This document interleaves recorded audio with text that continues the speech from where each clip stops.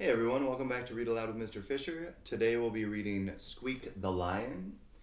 This is written by Katherine Sully and illustrated by Emma Leach.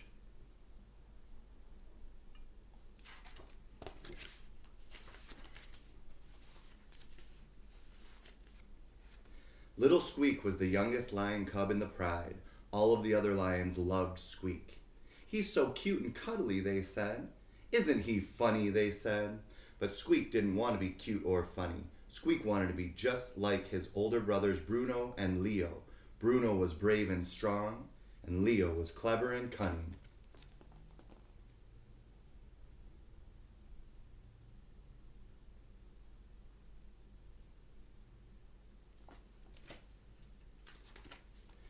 Squeak wasn't even his proper name. His real name was Rory. That was a proper lion's name. Squeak was a silly baby name. "Why does everyone call me Squeak?" he asked his brothers grumpily. "Because when you were a baby you went squeak," explained Leo. "So everyone called you Squeak," laughed Bruno.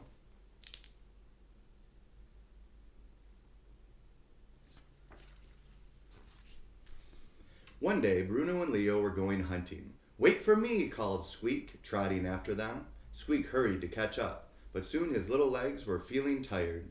He stopped for a rest and watched as Bruno and Leo disappeared into the tall grass. When he finally caught up with them, Bruno and Leo were crouched over a nest of tasty-looking eggs. Suddenly, there was a hiss. A head appeared, swaying above the tall grass. It was a snake. The nest of eggs belonged to her. She lunged at the lion cubs, but brave Bruno roared. He swiped the snake with his paw, and it slithered away.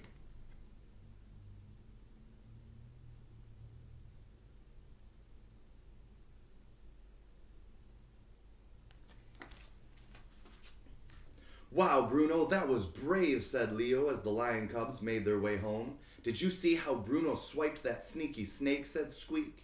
Just at that moment, Squeak spotted a lizard crossing the path. He swiped the lizard with his paw, just like Bruno, but the lizard quickly flicked out its tongue, smacking Squeak on the nose. Squeak was so surprised that he jumped. The angry lizard continued on his way. Bruno and Leo laughed. "You're so funny, Squeak," they roared.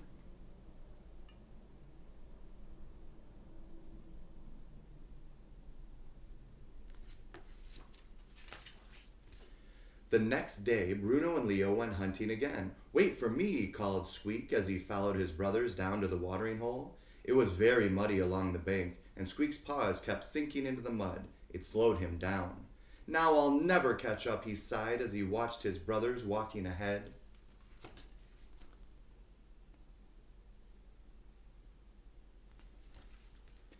Then Bruno and Leo stopped. They had spied some paw prints in the mud. "These tracks belong to a water buffalo," said clever Leo, sniffing the ground. "Let's follow it and sneak up on it from behind," said brave Bruno as he looked along the muddy trail.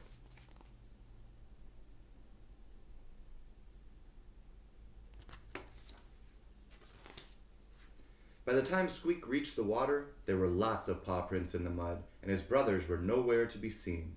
Squeak sniffed the ground and looked at the paw prints. "I can follow tracks too," said Squeak to himself, and then he set off. He followed the tracks around and around for a long way.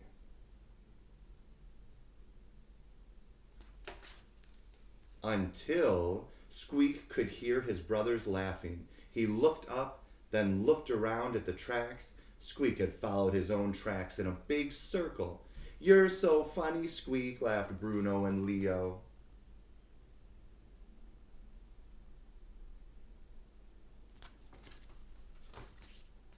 The following day, Bruno and Leo were going hunting again. "Wait for me," called Squeak, but this time his brothers didn't want Squeak to come along. "Not this time, Squeak," said Bruno. "You'll slow us down."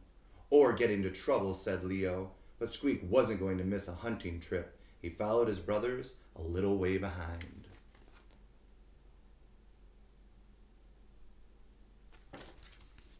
Bruno and Leo soon disappeared down a trail through some trees. They followed the trail until they found a good place to set up a trap. Clever Leo piled up some berries under a tree where a hungry squirrel would find them. Brave Bruno climbed up the tree and crept along a branch, ready to pounce.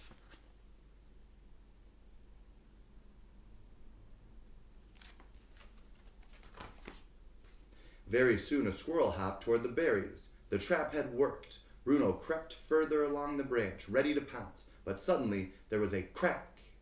The branch came crashing down. The startled squirrel ran off as Bruno tumbled to the ground. Ouch! Roared Bruno. His tail was caught under the branch. Bruno was trapped. He couldn't move. Don't worry, Bruno, called clever Leo. I'll find a way to get you out.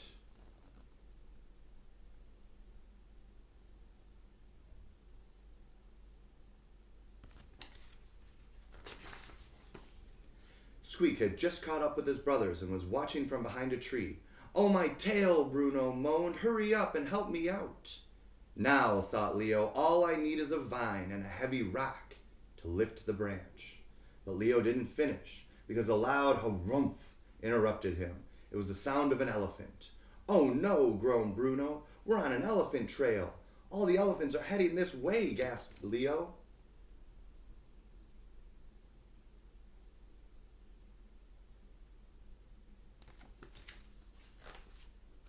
While Leo dashed about to find a piece of rope, a long line of elephants appeared at the end of the track. Squeak looked at the elephants, then looked at Bruno trapped under the branch. The elephants were getting nearer and nearer. Leo wasn't going to make it in time. The ground began to shake as the elephants trampled closer and closer.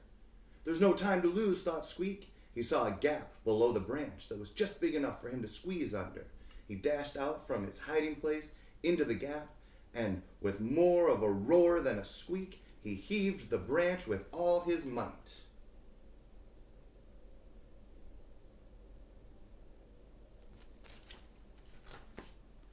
The branch lifted just enough for Bruno to pull out his tail. Then Squeak pulled the branch away. The elephants were almost on top of them. Bruno, Squeak, and Leo leapt into the trees just as the elephants came thundering by. Wow, Squeak, that was brave, said Bruno. That was really clever, Squeak, said Leo.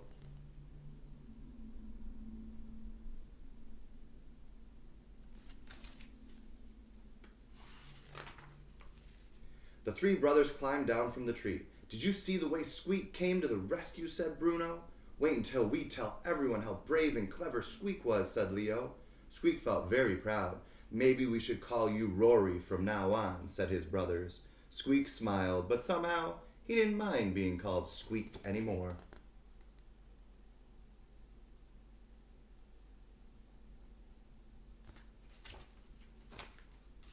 The end.